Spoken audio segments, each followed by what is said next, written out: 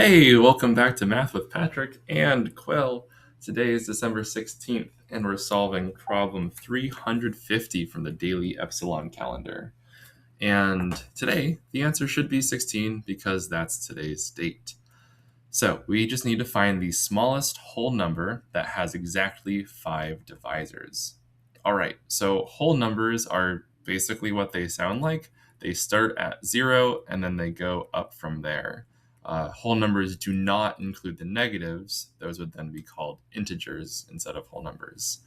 In the past, I just called all integers whole numbers, but then I learned that that's not true. Anyways, we need to find the smallest one of these whole numbers that has exactly 5 divisors. A divisor is just another number that divides the original evenly.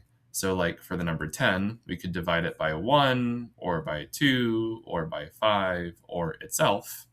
And we have 4 divisors for this number. You can also think of divisors as factors. Factors are just things being multiplied. And so if we multiply 2 and 5, we get 10. Or if we multiply 1 and 10, we get 10 as well. And you'll notice here with the 10, we have an even number of factors or an even number of divisors. And usually that will be the case. And I do say usually because there are some exceptions. But if we grab, say, a prime number, we only have 1 times itself. So that will have an even number of divisors. If we grab 6, it could be 1 and 6 or 2 and 3.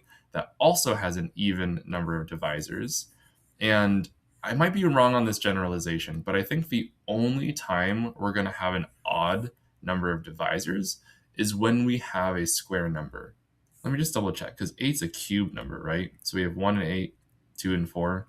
Yeah, okay. So the only time, I think, that we're going to get an odd number of divisors is if we have a square number. Like with the number 1, it's just 1. So that's odd, but it's not 5. And then for the number 4, we have 1 and 2 and 4. We can't count 2 twice. It doesn't make sense to say that 2 is a divisor 2 times. It's just one number. So we have 3 divisors, also odd, also a square number, but not 5 divisors. That's only 3. We could check 9, but I think this has the same issue as 4, where we have 1, 3, and 9, but not 5. The next square number to check would then be 16, and we can see that it does have 5 divisors, 1 and 16, 2 and 8, and then just 4.